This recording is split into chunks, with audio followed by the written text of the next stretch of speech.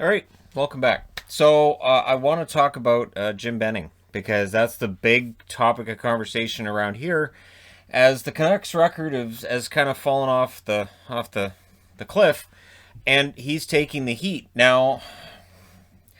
There's been some discussion about whether or not Canuck fans should be using the hashtag Fire Benning and how heartless that is, and you're talking about somebody's livelihood. Here's the thing though: when a general manager is hired by a Canadian team or by some of the teams in the States as well, and this is across all sports too, there's a certain amount of pressure. There's a certain amount of pressure you're going to get from the public, and I would be very surprised if Jim Benning is at all surprised at this being a trend right now.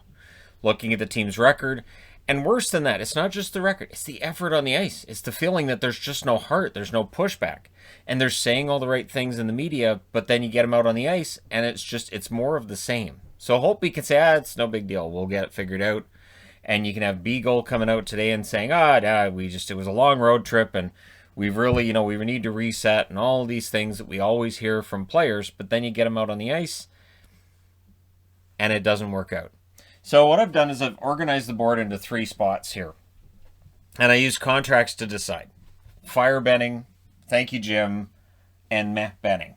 Now, the ones with the asterisks are players who were drafted by Jim Benning. And the question is not really a matter of could Jim Benning have prevented what's happened so far this year? My answer is no. And my answer is no because he backed himself into a corner of his own doing. So when you talk about the whole Fire Benning and all the problems with the Canucks cap situation, you have to look at, so Eriksson right now at $6 million until 2022. We all know the Louis Eriksson contract is a disaster. Nobody's going to take it. And it is a disastrous contract on the same level as Okposo with Buffalo, Lucic. The difference is Lucic has got his career going right now in Calgary. They're happy with him. Okposo, still useful depth player for Buffalo. Eriksson, he's a healthy scratch most of the time. So this is a problem, and he's been waived twice, and there's never been any concept that anybody would pick him up. And the contract is buyout proof until this offseason. If they buy it out in this offseason, they do get, I think it's $2 million in cap relief for next year. They need that. They need all the cap relief they can get. Brandon Sutter, his contract's up this coming summer, $4.375 million. It is too much for Brandon Sutter.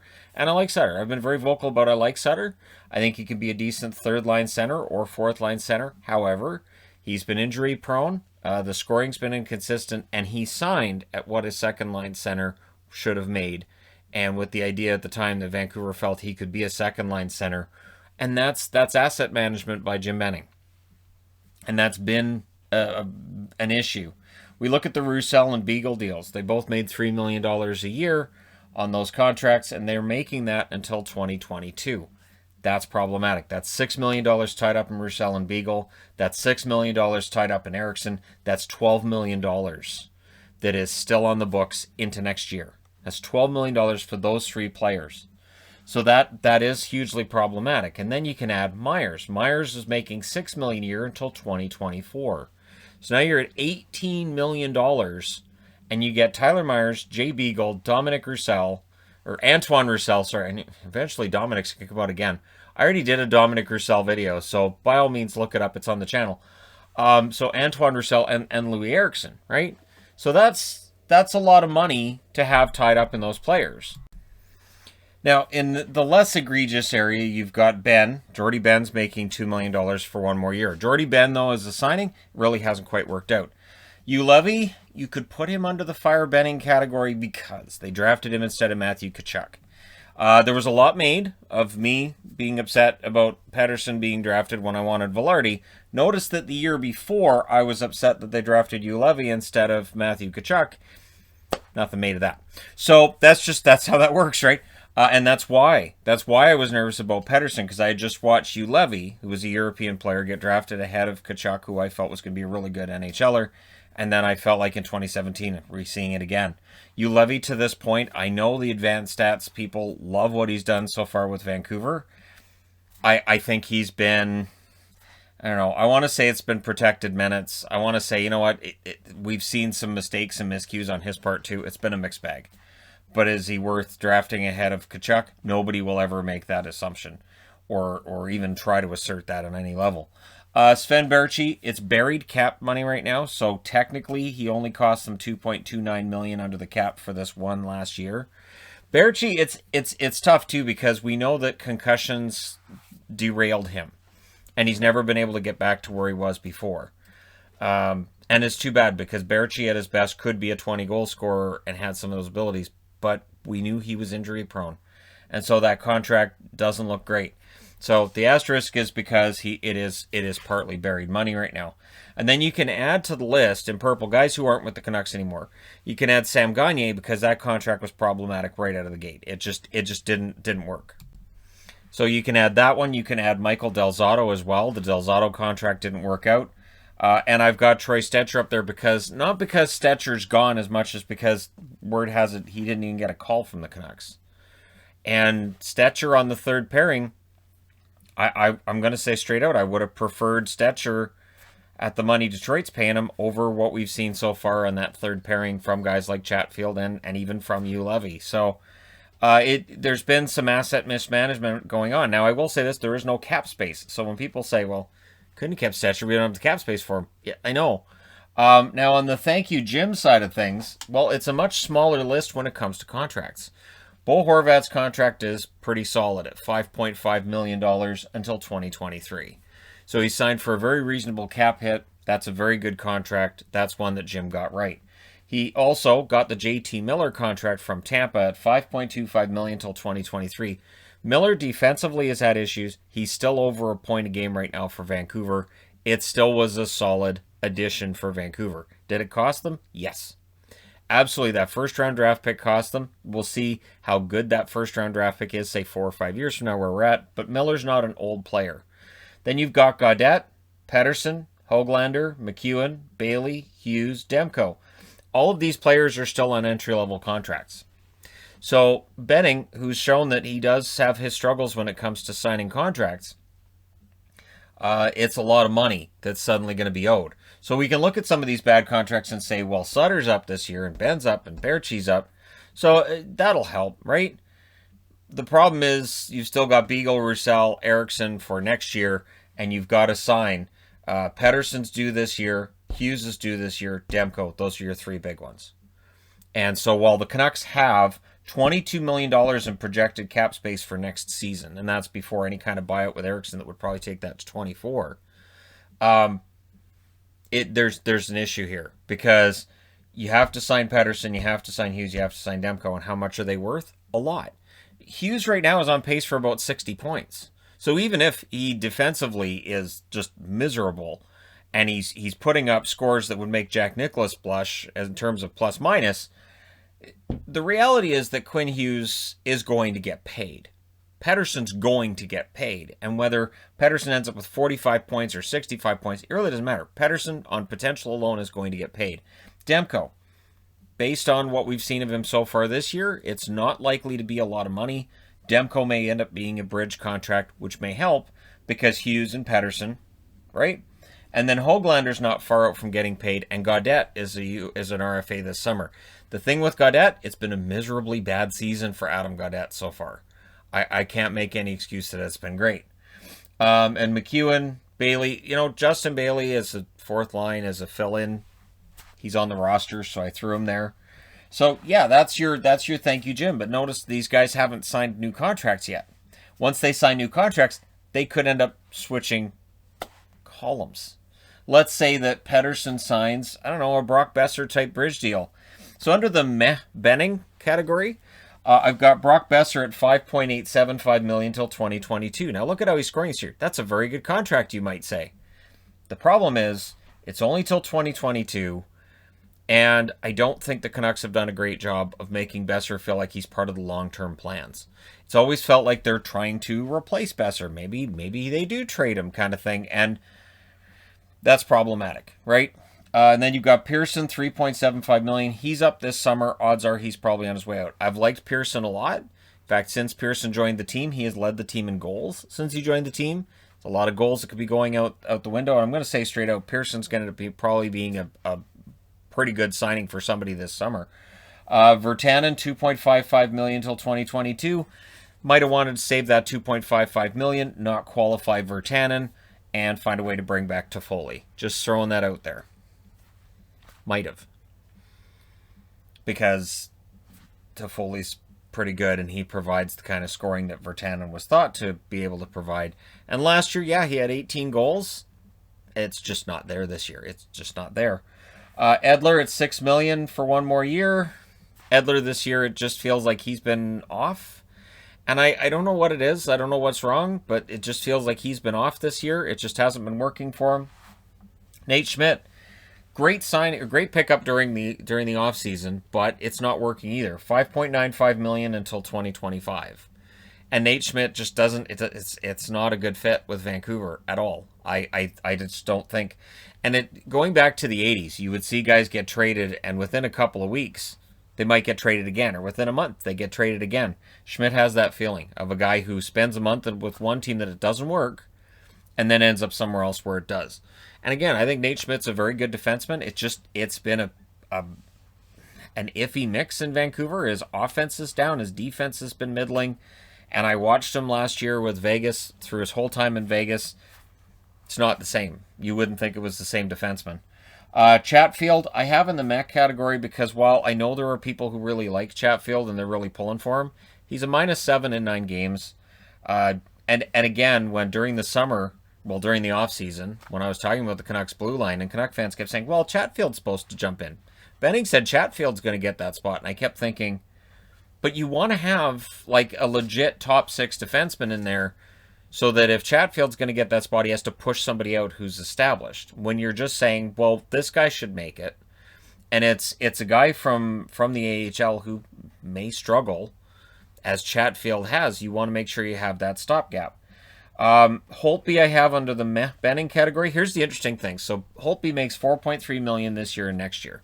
They picked him up right with the idea that this is the guy who will go to Seattle. And I've still seen people saying, well, Holtby's likely headed for Seattle. Why? Holtby has not played that well. And so for Holtby, he kind of needed to have that bounce back season, because at $4.3 million, I guarantee you Ron Francis right now has better options. He has better options of another goaltender that he could pick up, and he's not beholden to pick up Holtby. He might be better off to pick somebody from the Canucks depth chart who might cost a lot less, so that he can save that money to get somebody else, and he'd have better goaltending options elsewhere. So Holtby, and the interesting thing for me about that is then if Holtby ends up staying with Vancouver, not just this year, but next year, well, then what? Right? Because then that's $4.3 million the Canucks then have spoken for next year, and it might be money that they would want to use on their RFAs and to improve the rest of the team. Because if this team continues to trend in the wrong direction, they're going to need to re-sign these young players, and they're going to want to upgrade other parts of the team. And if you have some contracts like Schmidt's and Holtby's that these guys didn't quite work out, but now they're eating up $10 million in cap space, that's problematic. Ferland, $3.5 million. Of course, he's on LTIR. I don't think he plays again. He's scheduled to make that money through 2023. But at the time Ferland was signed by Vancouver, we already knew about a concussion history. We already knew the injury history was there. I think Carolina would love to have kept him, but they knew what they were dealing with his injury history. Benning, it's on him. So I didn't put it under fire Benning because I'm not going to do that with somebody who may not play again. But, yeah. Hamonic hasn't played. And at $1.25 million, I think for people to pile on Hamonic for the few games that he has played, I think it's ridiculous. He was learning a new team. Hamonic's a half decent guy, but he's not a legit top 4. He's top 6.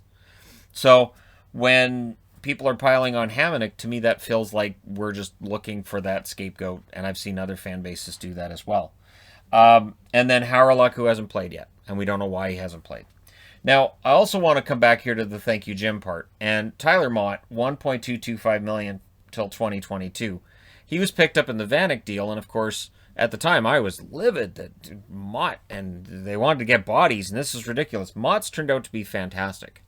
The thing with Mott, though, he's a bottom 6 forward who's not who's not really a hands guy. Like, he's not somebody you'd look at and say, oh, he'll get 20 goals. I mean, at some point, he may end up with 10 or 15 because of heart alone, but he's not a goal scorer.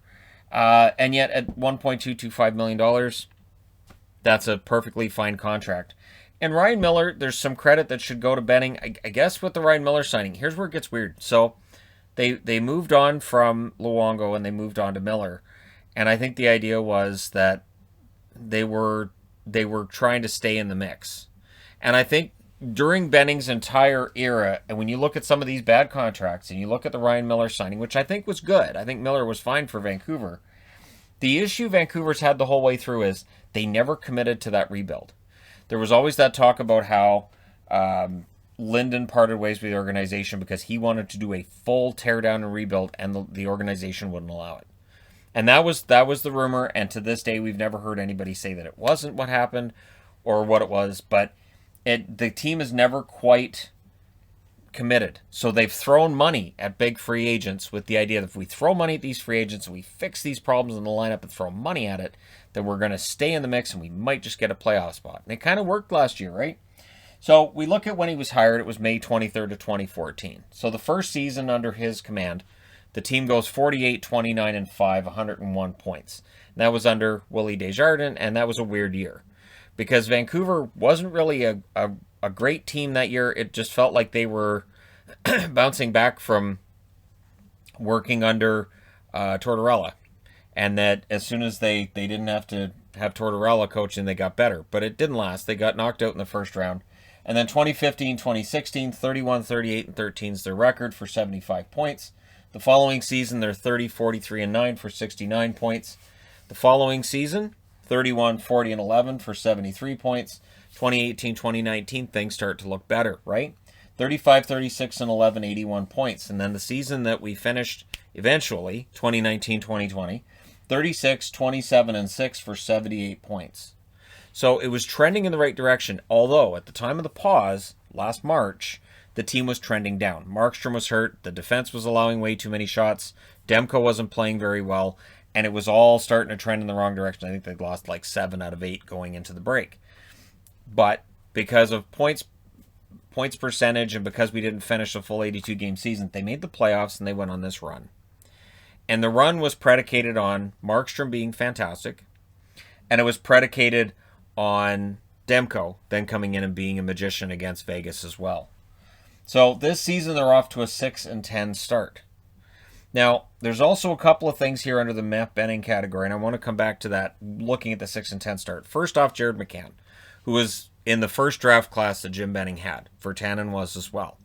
And Jared McCann, at the time he was traded, I was not happy because I still thought McCann could be a second or third line center. I thought he was going to be very good. To me, it's a math thing because while you could put that under fire Benning for, I can't believe they traded McCann. McCann to this point has been a good player. Has he been a second line center? Not really. He's had some good seasons here and there. Florida moved on from him. He's in Pittsburgh. Would it be a surprise if Pittsburgh moved on from him, say, a year from now? Not really. So McCann to me, and at the time what came out to was that he didn't necessarily gel with the rest of the locker room. So it makes sense that the Canucks were looking at moving on from him.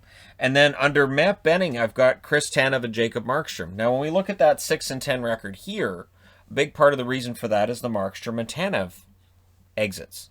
Markstrom, no movement clause. The Canucks can't do that. They can't have a no movement clause for Markstrom when that would mean exposing Demko to the expansion draft. And they knew Seattle would take Demko, because of course Seattle would take Thatcher Demko if he was available. So you move on from Markstrom.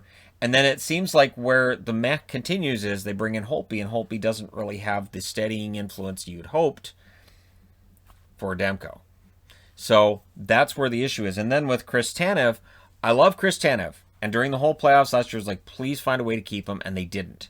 The thing with Tanev is that contract looks good right now for Calgary, but by the end of it, it may look iffy, and he may end up getting hurt because he does tend to get injured during seasons.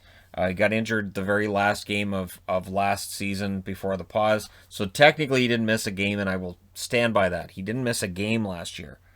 So, but again, with the shot blocking, with the fearless way that he plays, Tanev is still iffy. And I don't know if you had Tanev and Markstrom on this team if things would be a lot different.